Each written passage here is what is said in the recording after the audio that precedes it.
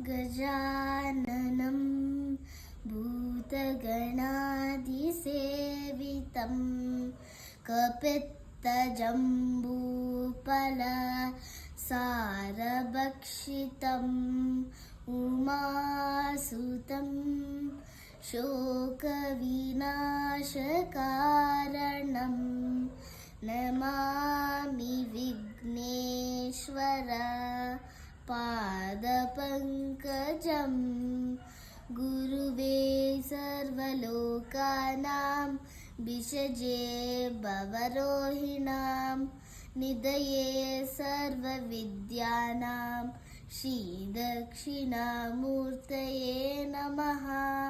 ज्ञानानन्दमयं देवं निर्मलास्फटिकाकृतिम् आधारं सर्वविद्यानां हयग्रीवम् उपास्महे।